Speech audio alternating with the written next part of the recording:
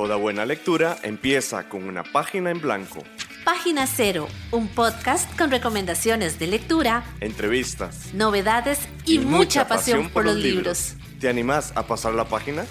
Hola, yo soy Ángela Arias y tengo que admitir que yo casi no leo poesía porque la verdad es que la mayoría no la entiendo. Hola, mi nombre es Pame Jiménez y tengo que decir que el género literario del que más me escabullo justamente es la poesía. Y te damos la bienvenida a Página Cero. Bueno, resulta que hoy tenemos un programa especial del tema del mes porque en julio se celebra el Día de la Mujer Afrodescendiente. Y nosotras dijimos, por supuesto, tenemos a una gran poetisa afrodescendiente aquí en nuestro país, que es Shirley Campbell, que viene de una familia de mujeres súper empoderadas y que participan un montón en la cultura de nuestro país y en la sociedad en general. Y bueno, por dicha tenemos el agrado de contar con doña Shirley Campbell aquí en este episodio. Muchísimas gracias por acompañarnos. Gracias a ustedes por la invitación, es un honor estar aquí. Bueno, ella nos está acompañando de manera virtual. Vamos hoy a hablar del poemario De Negro Vengo Ataviada, publicado por Letra Maya. Y no es una casualidad que Pamela y yo hayamos empezado este programa admitiendo que nos cuesta mucho entender poesía. Y hay una gran razón, aparte de la autora, de que escogimos este poemario, es que también pudimos entender la poesía, entonces estamos súper alegres. Fue como muy revelador y bonito saber que pudimos tomar un libro de poesía y comprender todo lo que se nos quería decir de manera tan bonita. Entonces estamos muy emocionadas, pero antes de comenzar con esta conversación, ¿qué les parece si vamos a una pausa y ya regresamos?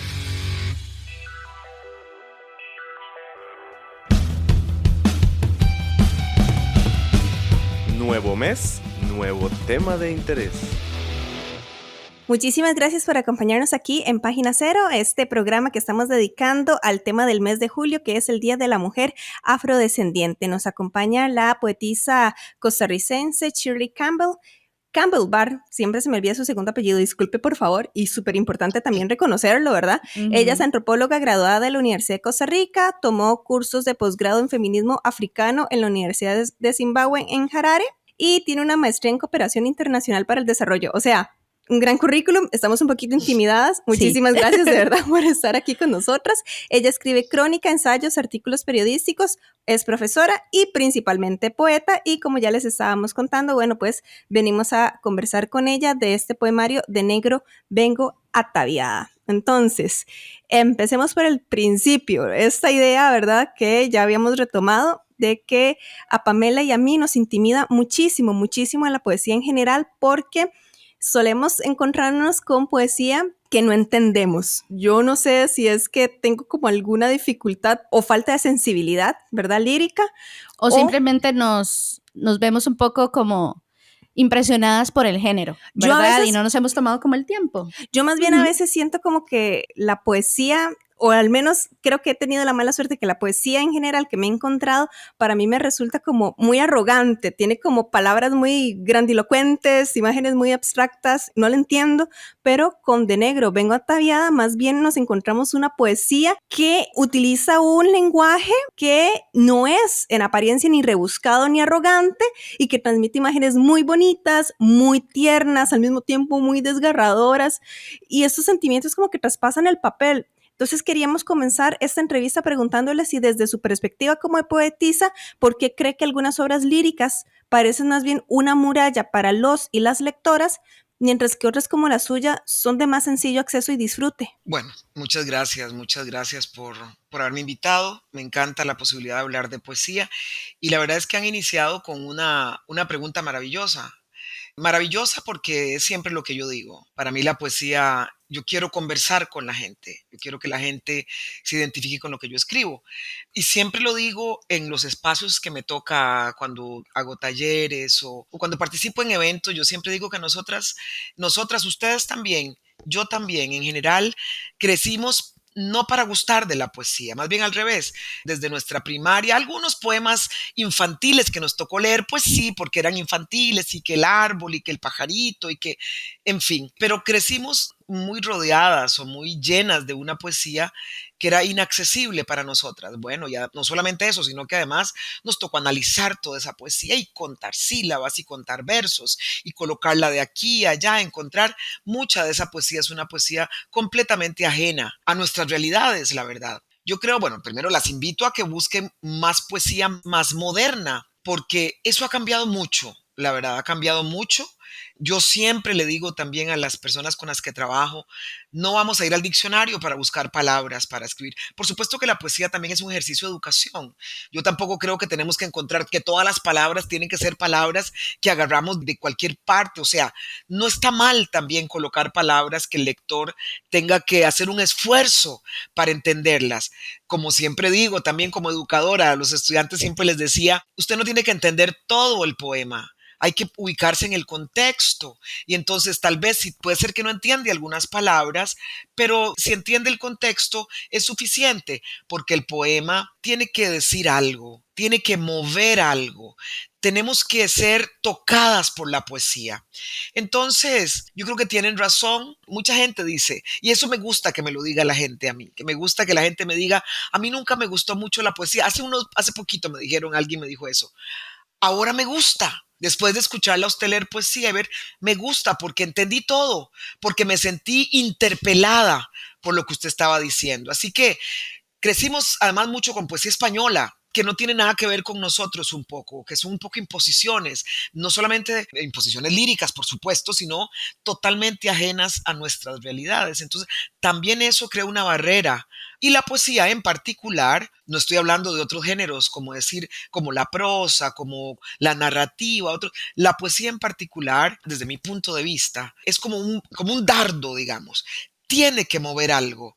Si usted no le mueve nada, no entendió el 80% de las palabras, yo creo que fracasamos. Creo que tienen razón y me siento contenta de que se encontraron en De Negro Vengo Ataviada con una poesía que ustedes entendieron y que dijeron, bueno, esta sí, esta me gusta, esta la encuentro, pero igual la poesía que se escribe hoy es una poesía mucho más palpable, es la palabra que a mí me gusta usar, que hay alguien que habla de poesía para llevar, poesía que yo puedo tomar y aplicarla incluso a mi vida, a mi contexto, a mi realidad, a la realidad que puedo tocar. Y esa yo creo que es la poesía que para mí tiene más sentido. O sea, la poesía con que la gente se siente identificada y ustedes dieron en el clavo. Bueno, y justo queríamos como ordenar esta entrevista pasando primero por los sentimientos y luego en la segunda parte vamos a escuchar un parte más como política y como herramienta de visibilización. Y nos queríamos centrar como en algunos poemas que a nosotras nos movieron mucho por dentro. Es cierto que no mencionamos todos,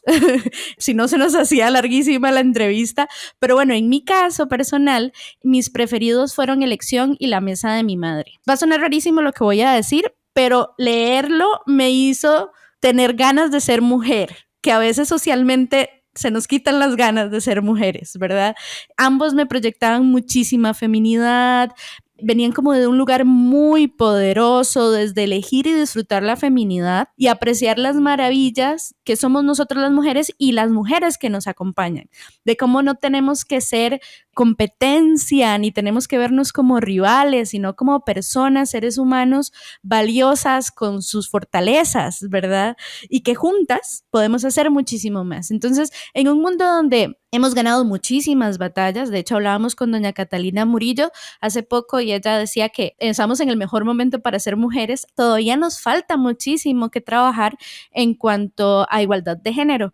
¿Por qué cree usted que es importante repetirnos a nosotras mismas la fortaleza de lo femenino y la importancia de eso, de la unión, de la sororidad? Bueno, nosotras nos aprendemos todos los días. Nosotras aprendemos de nosotras mismas todos los días. Yo creo que hay suficiente información allá afuera, información que podemos transformar e información adentro que nos permita a nosotras reconocernos, reinventarnos y fortalecernos en colectivo, digamos. ¿Por qué tenemos que repetírnoslo? Bueno, yo le voy a hablar como una mujer negra que soy, porque no solamente estamos hablando de mujeres, pero yo soy una mujer negra y como mujer negra, pues una tiene también otras batallas, sobre todo cuando una se ha reconocido como una mujer en esta piel, digamos, en esta piel que significa reconocerse una mujer negra en este mundo que pisamos. Entonces, por eso le voy a poner el ejemplo de las mujeres negras, que igual funciona para las otras, pero en el caso de las mujeres negras hay unas realidades que nos tocan y nos atraviesan a nosotras en particular. ¿Qué pasa con esto? Que nosotras, las mujeres, nos han inventado un montón de historias alrededor de nosotras mismas, de nuestros cuerpos, de nuestras realidades, de nuestras fortalezas, de nuestras debilidades, de nuestro entorno, de nuestro ya, todo esto lo tenemos clarísimo. Yo soy una mamá de 2 hijas y de 2 hijos. Pues yo a menudo me descubro repitiendo algunos patrones contra los que estoy luchando. Me descubro y me descubren mis hijos e hijas. Y entonces yo digo que, ¿por qué es importante repetírmelo? Porque hemos sido socializadas en realidades, esto no se saca de la noche a la mañana.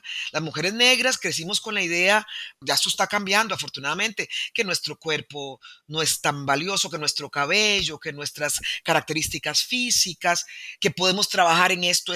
No es que nos lo creímos, pero nos lo repitieron tanto el contexto que al final uno lo interioriza.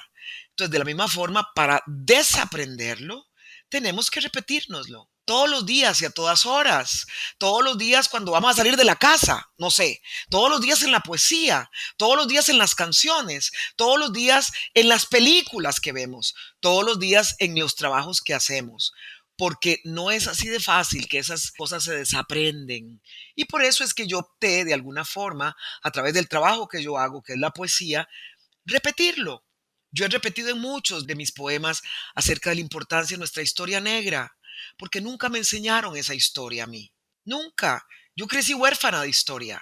Entonces yo repito una y otra vez lo importante de esa historia y que no se puede vivir sin historia y que tenemos que aprenderla y salir a buscarla y pelear por ella. Entonces, ¿por qué es importante? Bueno, porque así como nos lo repitieron desde el día 1 que nos mandaron al mundo, todas las cosas que hoy queremos desaprender, pues para desaprender también hay que repetirlas. Entonces yo creo que esa es un poquito la idea. Aprendemos por la repetición, la verdad. Y eso funciona no solamente en la vida diaria de la escuela y de los hábitos, sino también en la poesía y también en cada uno de los aspectos de nuestra vida. Ahora me toca a mí confesar cuáles son los poemas que yo más disfruté de de A ver. Negro Vengo Ataviada. Vea, a mí me gustaron particularmente A mis muertos y Cartas a mis abuelas. Me gustan por 2 cosas. Bueno, primero que todo porque habla de la ausencia, ¿verdad? Y cómo a pesar de la ausencia hay amor, de cómo a pesar de estas personas que no formaron parte de su vida como tal, sí siguen marcando su camino. Entonces, eso me encanta. Pero lo otro, y aquí es una confesión que le voy a hacer, creo que también siento mucha envidia al leer estos poemas porque hay un sentimiento de amor a las raíces y a los muertos. Yo personalmente no he tenido grandes pérdidas, entonces no he tenido como a quién extrañar demasiado y yo tampoco conozco mis raíces. Entonces yo leyendo sus poemas veo que tiene como este amor hacia esas ausencias, hacia esas personas que están ausentes y también una manera de cantarles estos poemas, más que todo es una oda, es una canción de amor a estas personas que no están, que yo creo que de hecho no formaron parte de su vida cronológicamente, que no compartieron un momento, ¿verdad? Pero que sí forman parte de su vida porque le marcan el camino. Entonces es algo como que yo tengo que admitir que le envidio porque veo el amor que le tiene y la confianza que le da a usted de su seguridad, de sus raíces. Entonces mi pregunta es, ¿qué pasa con las personas que no tienen o que no tenemos este arraigo con las raíces y que podrían encontrar en su poesía más bien este deseo por ir al lugar de origen, más allá de que sean personas afrodescendientes o no? ¿Qué pasa? O sea, todo lo que nosotras hacemos, todo lo que una hace, todo lo que las personas hacen, viven, se puede explicar por la historia de esa persona, por la historia que le tocó vivir, por el momento histórico en que le tocó vivir. ¿Qué quiero decir con eso? Por la historia mía. Y vuelvo a decir, yo voy a contestar como la mujer negra que yo soy. Nosotros y nosotras, personas afrodescendientes en un país como el nuestro, debimos arraigarnos a la nada porque, no sé ustedes, pero yo en la escuela nunca tuve ni nada de historia afrodescendiente, nada, cero, cero, cero. Hoy es un poquito diferente, bueno, porque tenemos el mes de los afrodescendientes, tenemos algunas cosas a las cuales uno puede arraigarse y bueno, entonces puede tal vez entender un poquito de la historia de estas personas en el contexto costarricense. Pero yo crecí arraigada a nada. Nuestra tradición cultural, digamos, que también es relativo eso de la tradición cultural. ¿Por qué es relativo? Bueno, porque yo no sabía de dónde yo venía. Yo sabía que mis antepasados vinieron de Jamaica 3 generaciones atrás. Dos. Mis abuelas eran jamaicanas. Pero bueno, sabía que mi pueblo, el pueblo afrocaribeño, venía de... Entonces, eso es lo que yo sabía un poquito. ¿Qué quiero decir con esto? Cuando uno no tiene algo, uno se arraiga a algo. La tradición cultural nuestra, y esa tradición viene mucho más atrás que Jamaica, hay un culto importante a la ancestralidad, digamos. Viene desde atrás, sin embargo, nosotras en el camino fuimos aprendiendo, digo el camino de 150 años, el camino de 200 años, fuimos, como no teníamos nada, pues fuimos aprendiendo a tratar de generar ese amor por estos ancestros que lucharon porque nosotros estemos aquí, que la pasaron mucho más mal que nosotros para darme a mí la oportunidad de estar hoy aquí sentada conversando con ustedes en una sala linda, etcétera, etcétera, etcétera. Entonces, ¿qué es lo que me dice usted cuando dice que, bueno, me da pena no tener eso? Me encanta que los poemas que le hayan gustado es el de los muertos y el de las abuelas. Los muertos para mí son tan importantes porque yo entiendo, digamos, no adorando a los muertos, porque tampoco es esa la palabra, sino creando ese vínculo con las personas que vinieron antes. Yo me permito entender mi realidad, me permito entender que yo me debo a las personas que vinieron antes, definitivamente, sobre todo con una historia como la nuestra. Yo no conocía a mis abuelas, efectivamente, como dice en el poema de las abuelas. Y el poema es poesía, o sea, es poesía, digamos. No digo de ninguna forma que pasé añorando tener abuelas, pero bueno, me faltó eso, me faltó porque las abuelas, tal como lo dice el poema, son siempre como en la mitología, esa figura de amor, más allá del amor. Esas abuelas, yo recuerdo tener los amiguitos míos que, ahora es que vieron de mi abuelita me va a cuidar hoy, es que mi abuelita me cocina, me hace, y así en los cuentos de las abuelas, una realidad que yo no tuve. No solamente eso, sino que además mis abuelas murieron muy jóvenes. Mi mamá era huérfana desde los 2 años de edad.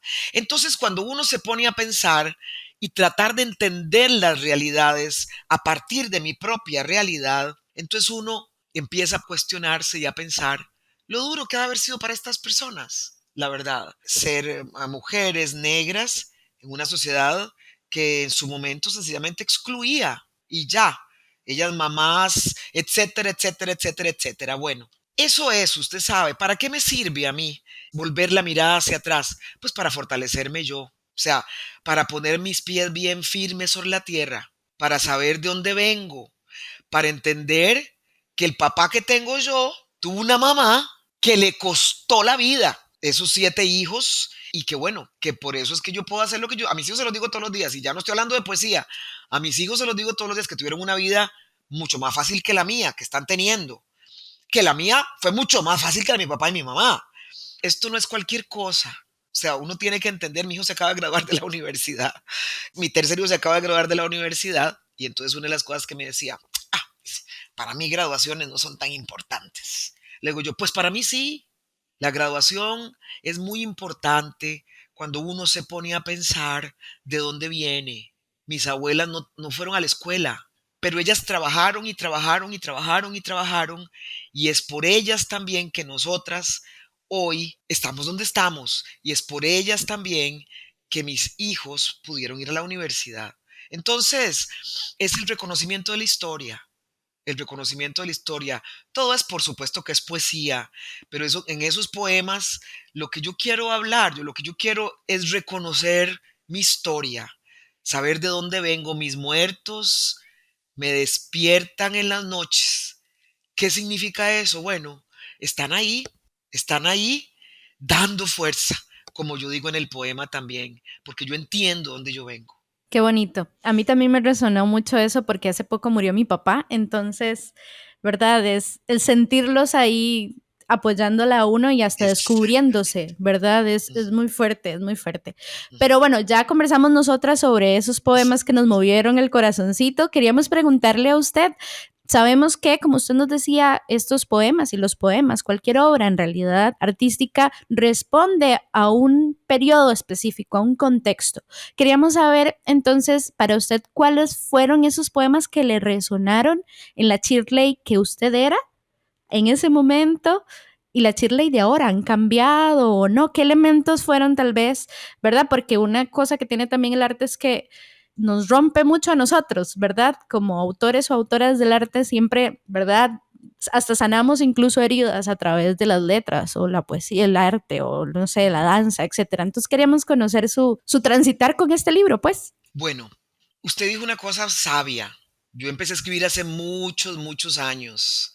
La Shirley Campbell Barr, que escribió el libro, mi primer libro que se llama Naciendo, esa persona ya no existe. O existe en mi pasado, digamos. La trayectoria, el transitar, todo hace que yo sea una persona diferente. Por supuesto que uno va aprendiendo siempre de todo. Al final, yo, por supuesto que hoy soy una persona mucho más completa, digamos, completa en el sentido de que mucho más grande, grande en términos reales, en términos de crecimiento personal, en términos de más segura de la persona que yo soy y de las luchas que tengo que dar, digamos. Entonces yo creo que en este libro en particular, que la verdad es que tenía que tenerlo aquí en la mano, pero no lo tengo. Entonces no le podría decir así con tanta certeza como quisiera. Este libro tiene 4 apartados, me parece. Está uno de las mujeres, digamos, que habla un poquito se habla de la mamá, de las abuelas, de mi mamá, en alguna parte se habla. Hay el otro, la primera parte, que es una parte mucho más personal, digamos. Personal, pero también una parte mucho como de esta batalla que una enfrenta todos los días. Yo creo que es un aprendizaje. Yo creo que yo soy hoy una mujer que me ha aprendido, la verdad. El poema, ustedes hablaron ahora del poema Elección, que está ahí. Lo preguntó, ¿por qué tenemos que repetirnos estas cosas? Bueno, porque yo soy una mujer que me elijo todos los días. O sea, no es tan fácil. Cada día al salir por la puerta o al salir de mi cuarto, porque tengo una hija aquí, tengo un hijo aquí, yo me tengo que elegir porque también los hijos e hijas también le cambian a uno también la vida, es la realidad. Y ya no es como en un poema yo digo, ya no soy solo yo, soy una parte para mí y otras partes para los niños. Eso lo dije en poemas viejos, en un poema viejo de hace muchos años, cuando tenía solamente 2 hijos y estaban pequeños además. Y eso lo digo porque así como usted me dice cómo se transita, digamos, en ese proceso, la poesía transita conmigo. Yo no soy una persona que he producido mucho, debo decirlo, porque yo conozco poetas que tienen 15, 18, 20 libros de poesía. Yo no, yo tengo 5 y de esos 5 hay poemas que se repiten en uno y en otro, o sea, la verdad. Pero sí, yo estoy segura que la gente puede leer una evolución de una mujer que hoy es una mujer mucho más completa que antes. Sin embargo, una mujer que yo me imagino que yo antes no entendía como hoy del feminismo, por poner un ejemplo. No lo entendía o no lo entendía de la forma como lo entiendo hoy, porque también esas teorías políticas van evolucionando y también uno va evolucionando con ellas. Probablemente yo me entiendo hoy como una mujer diferente que entonces, como una mamá diferente que la mamá de mi hija que hoy tiene 35 años y yo tengo una 16, ella tiene una mamá diferente que la que tuvieron mis primeros hijos. En fin, la poesía crece con uno. Es importante entender que todos y todas las actividades del quehacer humano están determinadas por la realidad que nos rodea, todas. Yo digo la poesía y estamos hablando de poesía, así como la arquitectura, así como el teatro, así como no sé, la ingeniería, la matemática, todo tiene que ver con la realidad que nos circunda. Tiene que ver con la persona que yo soy, con la persona que fui entonces, tiene que ver lo que escribí entonces. Alguien puede decir, hay muchas cosas que no han cambiado mucho. Y es cierto, porque hay cosas que en mí no han cambiado, o sea, la verdad, pero hay cosas que han cambiado mucho. Pero en el marco de este libro, usted me puede leer las 4 partes del libro. Claro que sí, aquí lo tenemos. Sí, de hecho, estábamos buscándolo. Estábamos buscándolo. En el índice está dividido, me imagino que por partes. Sí, justo. Sí, aquí está. La primera parte se llama De negro ataviada. La segunda es De espaldas al miedo. La tercera, Las que están, preceden y habitan mi historia. Y la última, Itinerario hacia el principio o del regreso al vientre. Para que ustedes vean lo interesante de eso, esa última parte del libro, por ejemplo, estoy hablando de haber vuelto a África, de haber algunas cosas muy interesantes que, bueno, que representan una parte de mi vida. No es que toda la poesía sea así, ¿verdad? No es que todos los poetas y las poetas sean así, pero la poesía siempre, siempre, siempre, y eso lo digo yo, puede ser que otros me lo refuten, siempre es autobiográfica. ¿En qué sentido? Representa lo que usted vive. No solamente lo que yo expreso en la poesía, sino también lo que no expreso en la poesía. Las presencias y las ausencias de la poesía hablan de mí, de mi historia, de la persona que soy. Las personas que analizan la poesía pues pueden hablar más claro de eso, pero esa es la realidad. Entonces, la mía es obviamente claramente autobiográfica, prácticamente toda, la verdad. Si ustedes leen la poesía, probablemente se van a encontrar episodios de mi vida en la poesía. Y lo dijo usted muy claro. ¿Por qué yo pienso que eso es así? Porque la poesía a mí me ha ayudado a sanar un montón de heridas y cosas que uno va ahí en el camino. La poesía tiene esa virtud, no solamente para mí como mujer negra, que tengo muchas heridas que sanar, sino para todas las personas. Bueno, ya que hablamos entonces de los poemas que nos trastocaron, nos trastornaron también de este poemario, vamos a hacer una pausa porque sigue la siguiente parte en donde vamos a meternos un poquito más de la poesía como herramienta de protesta política, porque tenía que ser así, ¿verdad? Entonces vamos a hacer una pausa y ya volvemos. Página Cero es una producción gratuita para amantes de los libros. Pero para mantener el podcast necesitamos una ayudita. Por eso te agradecemos que escuches esta pausa publicitaria. Ya casi volvemos con más lecturas. No solo de libros vive el lector. Ni la lectora. Si te gusta Página Cero, por favor considera apoyarnos con tu patrocinio en Patreon. Así tendrás acceso temprano a episodios especiales del podcast y a contenido exclusivo para mecenas. Al mismo tiempo, nos ayudas a mantener este proyecto con vida. Encontrá más información en nuestro sitio web pg0.com o visitar directamente el sitio www.patreon.com/pg0. Es hora de pasar la página cero. Muchísimas gracias por seguir con nosotras en esta conversación que estamos disfrutando muchísimo con Shirley Campbell Barr, que ella se autodenomina una mujer rotundamente negra. Y de hecho es el título de uno de los poemas. De otro poemario, sí, pero quiero decir que es un poema que también dice mucho de quién es usted, ¿verdad? Y siento que es también una manera de entrar a su poesía, digamos, para conocerla un poquito más con ese poema. Pero bueno, hoy estamos hablando sobre De negro vengo ataviada y de la poesía y el arte en general como una herramienta de protesta política y de visibilización y demás. Pensemos en Costa Rica, ¿verdad? Socialmente tendemos los costarricenses a considerarnos igualiticos, igualiticas, ¿verdad? Un país donde reina la paz y la igualdad, incluso en algún momento llevamos el título del país más feliz del mundo. Pero cuando se escuchan, por ejemplo, casos como el de George Floyd en Estados Unidos, que fue un parteaguas en todo el tema de la visibilización de las personas negras alrededor del mundo, y abrió esa conversación, pues la gente costarricense decía, ay, es que esas cosas no pasan aquí. Qué bendición, ¿verdad? Somos un país bendito porque esas cosas no suceden aquí. Pero sí suceden, sí existe discriminación por nuestro color de piel, por nuestra identidad, por nuestra preferencia sexual, como pasó hace poquito. Entonces, usted justamente define su poesía como una herramienta reivindicativa desde una perspectiva afrocentrada. Parece de nuevo una pregunta con una respuesta obvia, pero ¿por qué es indispensable para el país que las personas, y sobre todo las personas afrodescendientes mujeres específicamente también, sean narradoras y autoras de cómo son retratadas, en este caso, en la literatura? Bueno, yo creo que eso, usted me dijo, bueno, específicamente Costa Rica, bueno, pero yo me voy a ir más allá de Costa Rica. Igual me mencionó el caso de George Floyd, que es un hito histórico. Obviamente no fue el primero, fue el que vimos televisado por redes, por todas partes. Todo el mundo vio cómo mataban a George Floyd en vivo y a todo color. Ya hemos visto otros, no es que fue el primero, pero ese fue determinante, digamos, un poco. Y recorrió el mundo. recorrió el mundo porque todos estábamos encerrados en la casa viendo la televisión, viendo redes, viendo el internet. Entonces, por eso fue que todos y todas lo vimos alrededor del mundo cuando estaba pasando. Y sin asco. O sea, sencillamente decidieron matar a un hombre negro por ser un hombre negro. ¿Por qué es importante que narremos nuestras historias? Bueno, porque nosotras... Y bueno, y dice específicamente mujeres, pero bueno, yo igual voy a hablar de las mujeres, por supuesto, porque yo soy una mujer negra que estoy intentando narrar mi historia, pero todas las personas tenemos una historia para contar. Nosotros en particular y nosotras en particular, los pueblos afrodescendientes, hemos sido narrados desde afuera. Usted lo dijo todo. Hemos sido narrados y narradas desde afuera y por supuesto que esa narración viene mediada por la narrativa histórica que se hace sobre los pueblos de origen africano en nuestro continente y en toda la diáspora.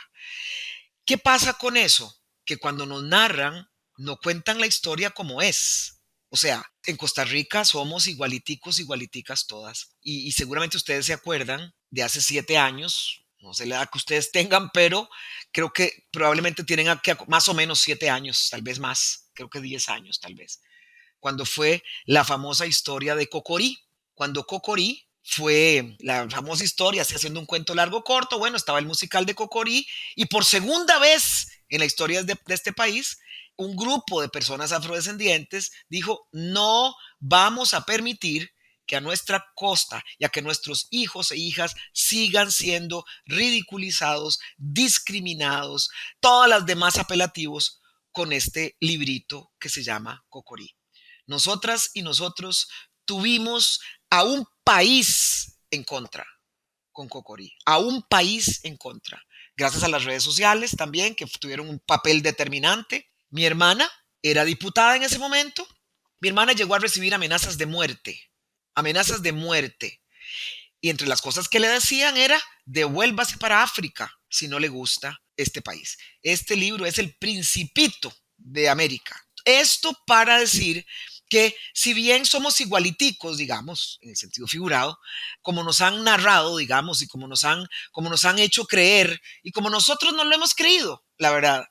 Pero cuando suceden estos hitos, que para nosotras y nosotros, afrodescendientes de Costa Rica, eso es un hito, el escándalo de Cocorí, eso es un hito, que aún así, con todo lo que hicimos, con todos los escándalos, yo perdí amigos, perdimos de todo, con todo y eso, el libro sigue estando en la currícula escolar. Y la gente sigue argumentando que el libro no es un libro racista. Entonces, nosotras ya estamos en tiempos mejores. ¿En qué sentido? Nosotras nos estamos narrando a nosotras mismas. Para nosotras narrarnos también ha tomado una historia el reaprendernos nosotros y nosotras, pueblos afrodescendientes, porque la misma educación que recibe el resto de la gente la recibimos nosotros y nosotras. La misma educación que coloca a unas poblaciones por encima de otras, la recibimos nosotras. Y la educación es muy poderosa. Es muy poderosa y entonces nosotras y nosotros también reproducimos una serie de comportamientos que vienen desde las más altas estructuras. Por eso hablamos que el racismo es estructural. Nosotros también terminamos repitiendo esos comportamientos que nos colocan a nosotras mismas en posiciones de desventaja. Nosotras también nos ha tocado reaprendernos. Y entonces nosotras ya, debo decirlo, estamos narrando nuestras historias. Y voy a decir nosotras, pero también voy a decir nosotros. El pueblo afrodescendiente está narrándose cada día más. No es fácil, porque todavía es una lucha para que nuestros libros estén en la currícula de los países. Todavía son luchas que tenemos que ganar. Todavía son luchas para que las universidades tengan académicos afrodescendientes. Todavía son luchas porque esto es un tema político al final de cuentas también. Entonces, bueno, aquí estamos hablando de poesía, pero este tema cruza todas las esferas del quehacer de nuestras vidas. O sea, cuando yo soy una mujer negra y todavía hoy, en algunos de nuestros países, yo cruzo la puerta de un hotel y me dicen, no, usted no puede pasar, porque piensan que yo soy una prostituta. O sea, todavía esas cosas pasan en algunos contextos. O sea, porque hay hoteles que tienen ciertas políticas, etcétera. Todavía hoy, en un país como Brasil, en donde el 54%, 56%, dice algunas estadísticas, de la población se autorreconoce como afrodescendiente, todavía en Brasil, uno de los principales empleadores de mujeres negras es el trabajo doméstico. O sea, esas cosas no son casualidad, porque el trabajo doméstico es una reproducción del trabajo esclavo.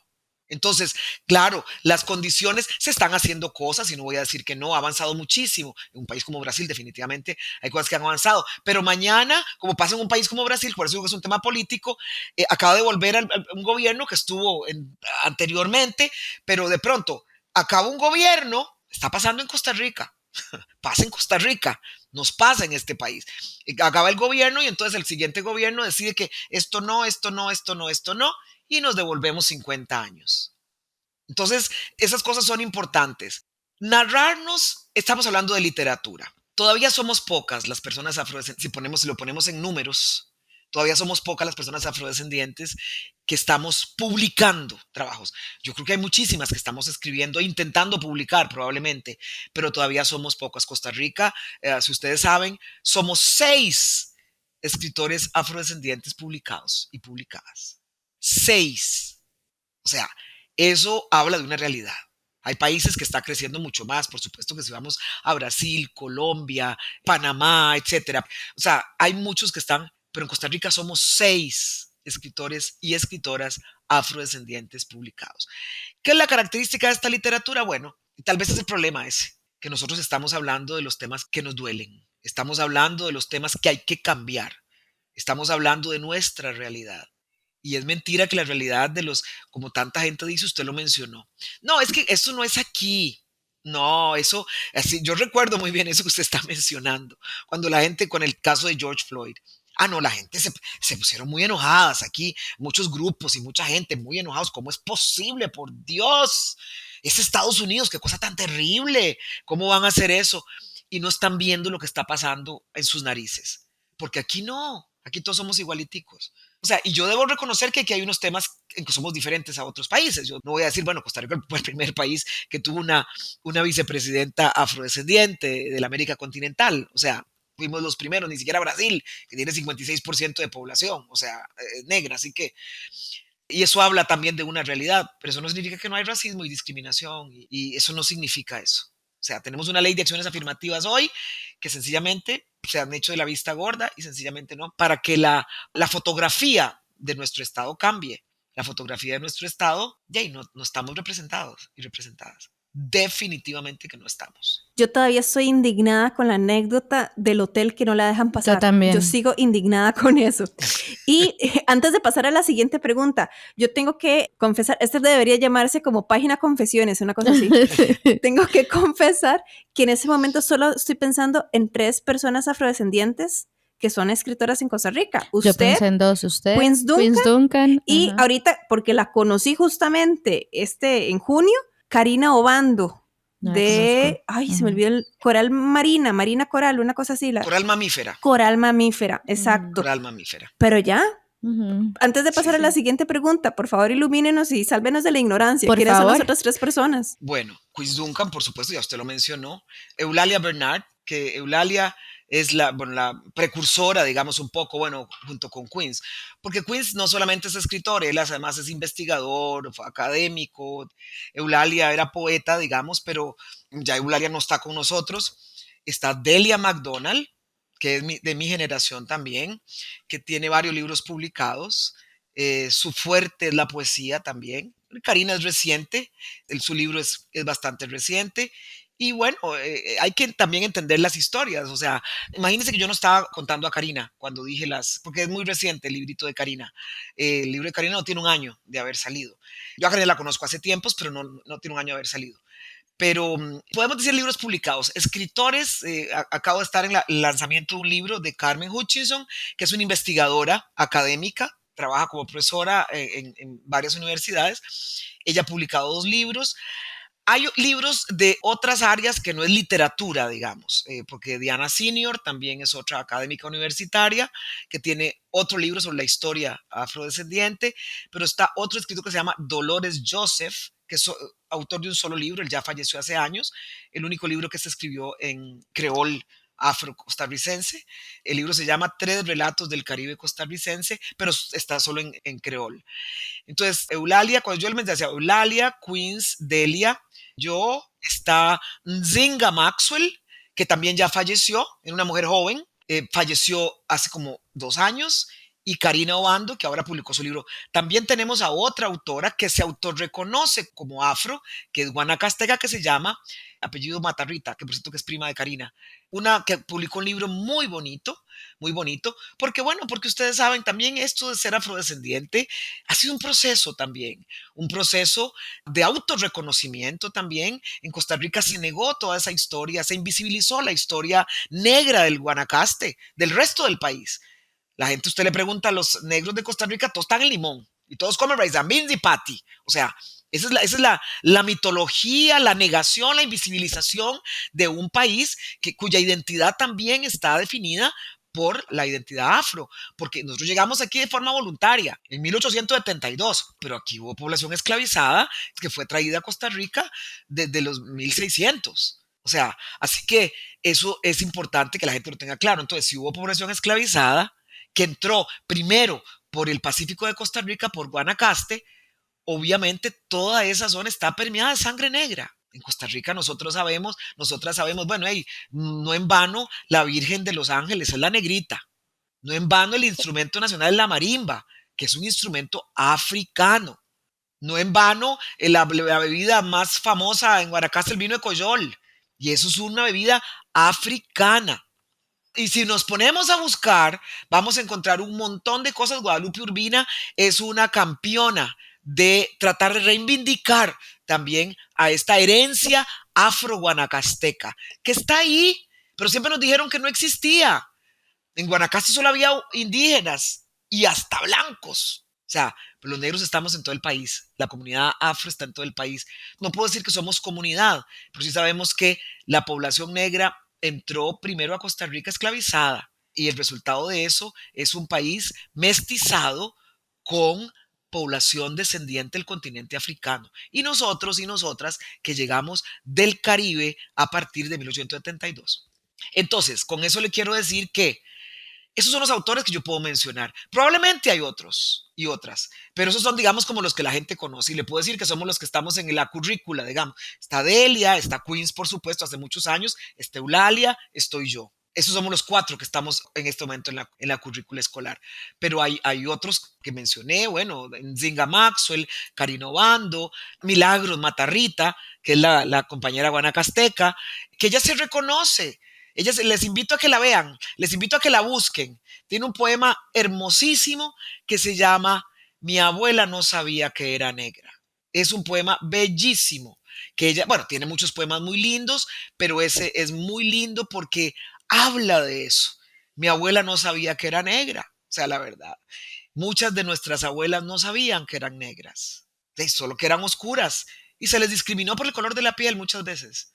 Pero ellas sencillamente no eran porque nadie les enseñó, porque también es un aprendizaje después de toda la invisibilización y la demonización que se hizo de la población negra. Ok, he aprendido mucho. Muchas gracias. De hecho, hasta pena me da. Es decir, de doña Eulalia. A mí hasta pena me da decir que tampoco conozco. Es muy fuerte, ¿verdad? La deuda que tiene el país al respecto. Es impresionante. Continuemos aquí entonces hablando de negro vengo ataviada. Vamos a seguir con los traumas, porque en realidad en el poemario se abordan temáticas que son muy dolorosas, ¿verdad? Como la pérdida, la muerte, el exilio o el autoexilio y la estigmatización, ¿verdad? Pero aún así, el poemario también resulta esperanzador porque trasciende de estas experiencias dolorosas y explora la vinculación de una comunidad, o en este caso lo que serían las personas afrodescendientes, o al menos esa fue la perspectiva que teníamos Pamela y yo al leer el poemario. Nos parece también que vincula el pasado y el presente, lo que nos hace a nosotras pensar en el futuro.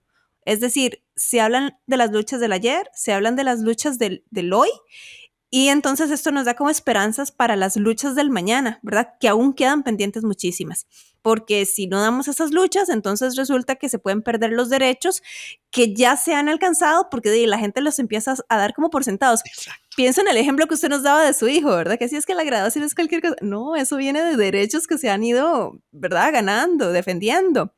Ahora, queríamos saber como qué rutas quedan pendientes en el camino por la lucha de los derechos humanos de la población afrodescendiente, en especial mujeres, porque en julio es el Día de la Mujer Afrodescendiente, ¿verdad? Y cómo la poesía puede apoyar esta defensa. Bueno, hay muchas luchas, hay muchas batallas que seguimos dando. Usted habló de los elementos que uno encuentra en el libro un poco, esta cosa del pasado y el presente, esta cosa de mi hija es mi futuro de hace 35 años, o sea, mi hija es el resultado de lo que yo soñé hace 35 años. Digo, no como hija, pero ella es la manifestación un poquito de eso. Yo veo a mi hija con una seguridad, con que ella pisa. La verdad, ella pisa con una seguridad, ella tiene su cabello así con suelto y el gran afro que ella lo lleva con un orgullo. Para ella el pelo nunca fue un estigma. Bueno, porque creció conmigo, creció en mi casa y entonces yo hice todo el esfuerzo para mis hijas, digamos, que el cabello no fuera un estigma. Yo crecí con un estigma sobre nuestro cabello. O sea, nuestro cabello había que cambiarlo porque era feo, era duro, era malo. Pues todavía quedan resabios de eso. No voy a decir que todas las mujeres ya estamos seguras de que no, porque también la sociedad es una batalla de todos los días, ¿verdad? Pero, ¿qué le digo? Yo creo que, bueno, déjeme decirle que las mujeres afrodescendientes hemos dado pasos agigantados a partir de nuestro propio trabajo.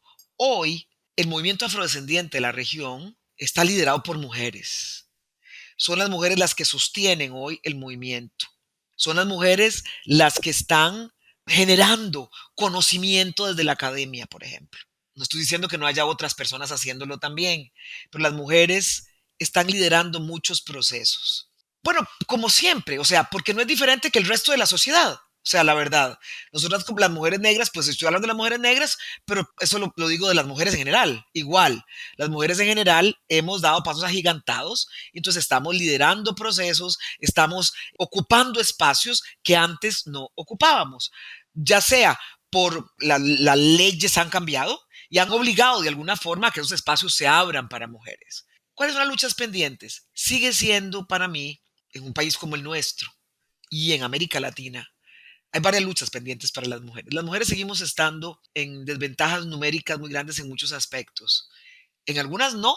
Por ejemplo, vea lo irónico. Costa Rica, por ejemplo, hay una paradoja aquí. Las mujeres negras, de acuerdo al censo del 2011, el censo del 2011 digo porque el último censo fue un desastre, que fue en el 2022, fue un desastre. Entonces yo me sigo basando en las estadísticas del 2011, hasta tanto no tenga otras.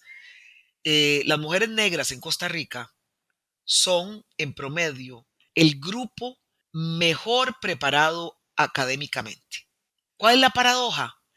Que son quienes tienen más dificultades para ingresar al mercado de trabajo. Eso habla de racismo. No puede hablar de otra cosa. O sea, no hay otra explicación para eso. Sabemos que hoy, en toda la región, en casi todos los países de la región, las mujeres en general se están graduando en números mayores que los hombres de las universidades. Yo no tengo duda que también tienen más dificultades de acceder a los mercados de trabajo, no tengo duda. Entonces las mujeres negras, pues no es muy diferente porque, bueno, nos cruzan otras variables que determinan nuestra posición. Pero esta estadística es importante porque las mujeres negras en Costa Rica son las mejores preparadas académicamente y son las que enfrentan mayores problemas para ingresar al mercado de trabajo. La participación política es fundamental. Es uno de los retos más importantes. ¿Por qué eso es importante? Bueno, porque la participación en política, si yo no estoy representada, mis intereses no están representados. Así esa es la realidad. Aunque queramos pensar que no es así. Queramos pensar que a mí me representa la mujer que está allá no necesariamente, la verdad. Entonces, mis intereses no están representados, yo no estoy representada de la forma correcta. Y volvemos al tema de las narrativas. ¿Quién me narra? ¿Quién habla de mí ahí? Si no estoy yo. ¿Quién conoce mi historia? Entonces, ¿quién habla de mí? Entonces, la participación política es muy importante. La visibilización en general en diferentes espacios son retos fundamentales. Y digo visibilización efectiva. O sea, no solamente yo verme ahí. O sea, no, visibilización efectiva, participando. y contribuyendo de manera decisiva a los procesos de nuestro país y de nuestros países en general. La verdad, yo creo que eso es muy importante. El racismo sigue siendo un obstáculo, el mínimo racismo, digamos. El racismo de todos los días es siempre un tema. Y para las mujeres en particular sigue siendo un tema. Para nosotras mujeres negras, los estereotipos racistas siguen estando ahí, a pesar de que no queramos, porque están tan interiorizados y por supuesto que es diferente que hace 20 años, debo decirlo. O sea, yo no voy a decir mentirías, digo que es igual que hace 20 años, por supuesto que no, porque además han habido leyes que han cambiado algunas cosas, pero los estereotipos racistas siguen estando ahí y nos afectan a las mujeres de manera determinante, porque hay muchos más estereotipos que pesan sobre los cuerpos de las mujeres negras que sobre los cuerpos de otras personas. Así que yo creo que esos son elementos fundamentales para pensar. La incorporación de más elementos, la currícula escolar, educación, es un término importantísimo. Educación en términos de la incorporación de la historia, digamos, nuestra dentro de la currícula escolar, y ahí seguimos siendo casi invisibles en los sistemas. A pesar de que hay leyes, hay normativas, pero la gente sigue funcionando en mucho a partir de sus ideas y no a partir de lo que tiene que enseñar. Lo vimos hace muy poquito cuando la niña de Acerrí, la maestra dijo que esa niña, toda la historia que ya conocemos. En fin.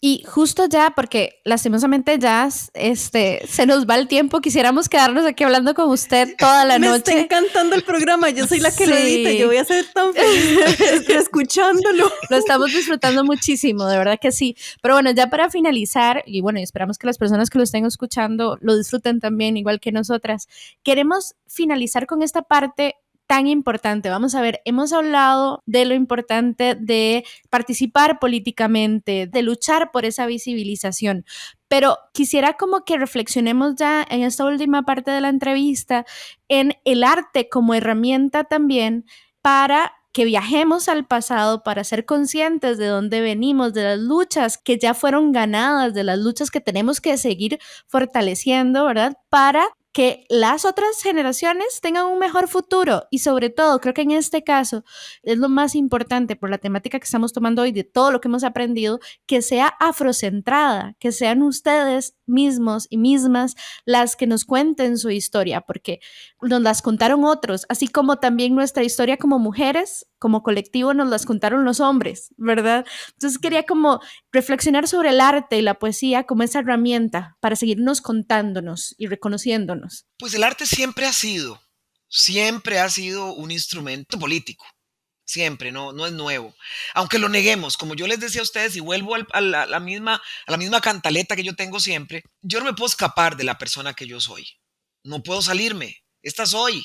O sea, yo soy esta mujer negra que tiene la edad que tiene y que sigue cambiando, que tiene los hijos que tiene, que se para en el mundo de cierta forma, porque a mí me han socializado de cierta forma. Y entonces lo que sale de mí tiene que ver con esta persona que yo soy, la verdad.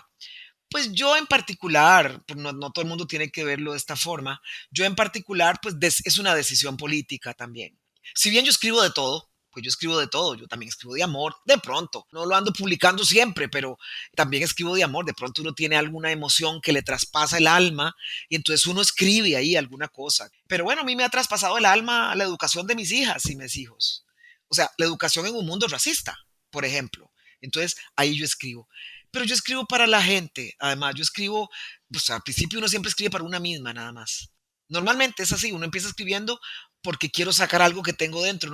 No empieza escribiendo diciendo yo un día voy a publicar esto, voy a publicarlo, igual como no escribo para libros tampoco. Yo escribo y de pronto digo, bueno, tengo una oportunidad para publicar, voy a organizar lo que tengo aquí y lo convierto en un libro.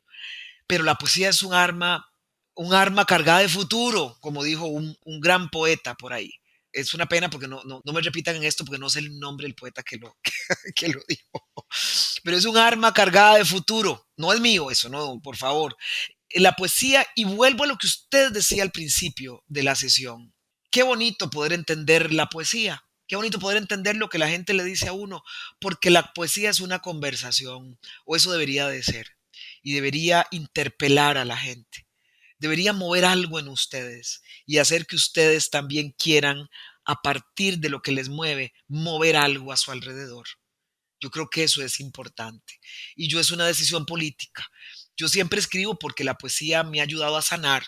La poesía me ha permitido crecer como persona, me ha permitido viajar, me ha permitido decir, hacer cosas y descubrí en el camino que tenía una voz fuerte y que la gente me podía oír. Me ha permitido hablar con mis hermanas negras, que entonces no tenían grandes referentes, la verdad. Yo crecí sin referentes.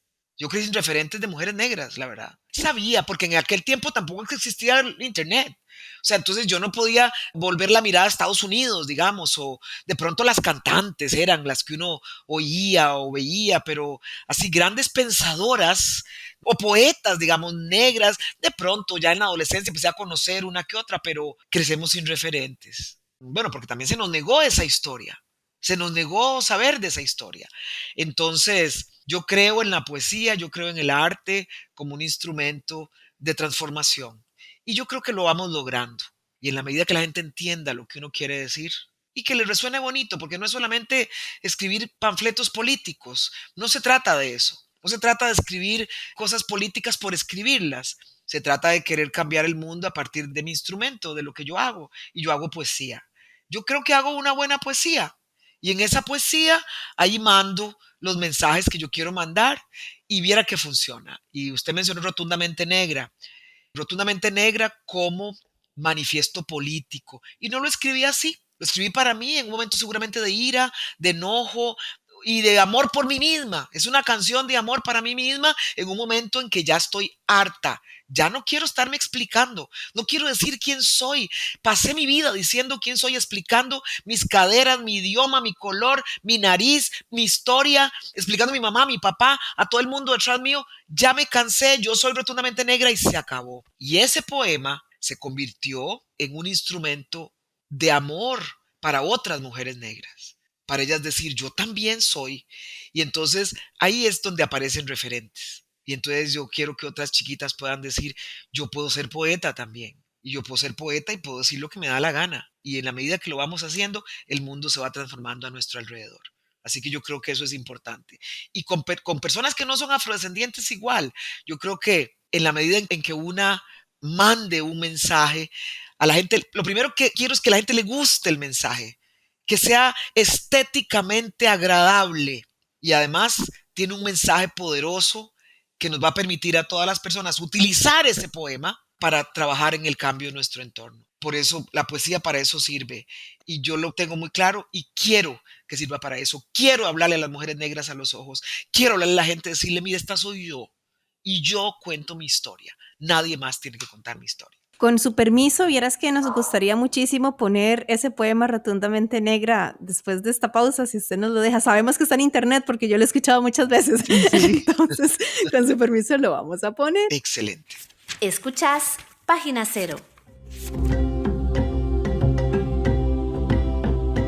Me niego rotundamente a negar mi voz, mi sangre y mi piel. Y me niego rotundamente a dejar de ser yo, a dejar de sentirme bien cuando miro mi rostro en el espejo, con mi boca rotundamente grande y mi nariz rotundamente ancha y mis dientes rotundamente blancos y mi piel valientemente negra.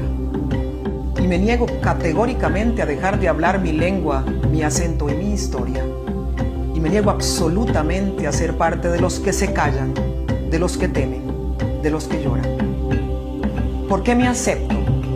Rotundamente libre, rotundamente negra, rotundamente hermosa. Escuchás Página Cero, una producción sociocultural y educativa sin ánimos de lucro. Todo el material empleado, como música, libros, extractos de audios y demás, se utiliza con propósitos de comentario, crítica, educación e investigación. Estamos en la red.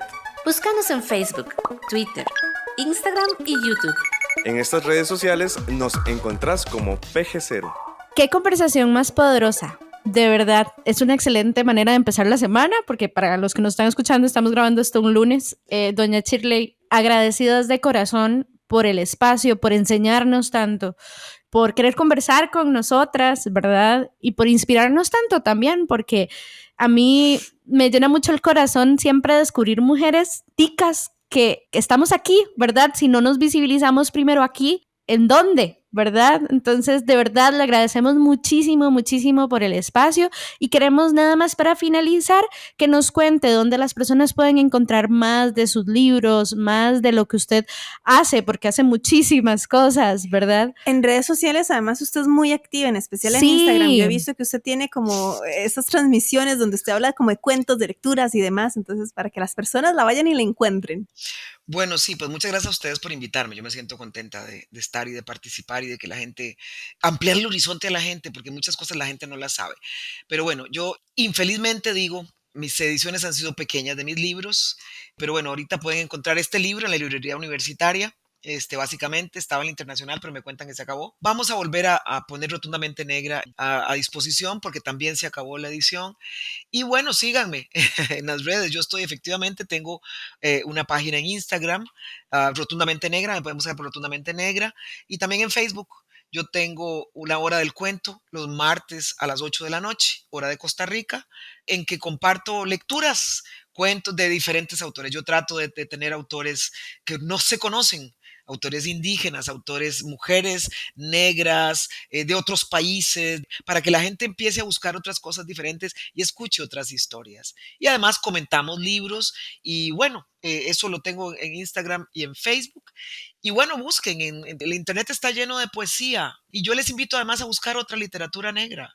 La literatura negra en general cuenta otra historia, cuenta la otra historia, la que no nos contaron. Así que ahí está, me pueden seguir en mis redes, Rotundamente Negra, me buscan por Rotundamente Negra y ahí me encuentran y sigan mi hora del cuento, martes a las 8 de la noche, hora de Costa Rica. Y no, desde luego que cuando nosotros publiquemos este episodio en Página Cero, en nuestro Instagram y demás, ahí vamos a etiquetarle a usted, por favor, denos que sí.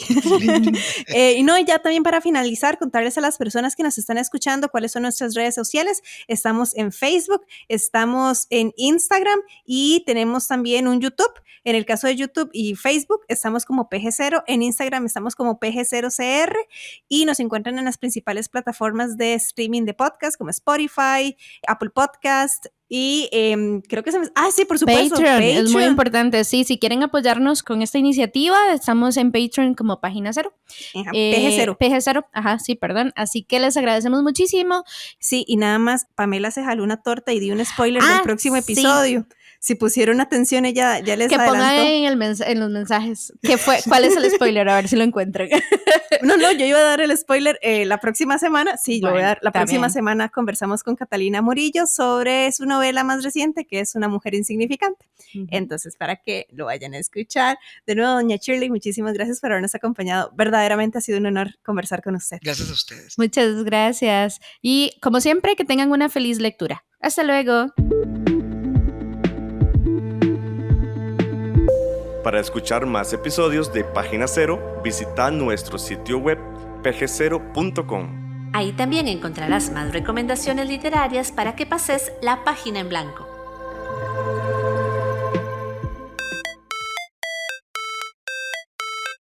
En esta producción participaron Sadie Salas y Manuel Zumbado. en locución, Página Cero es una producción de Pamela Jiménez y Ángela Arias.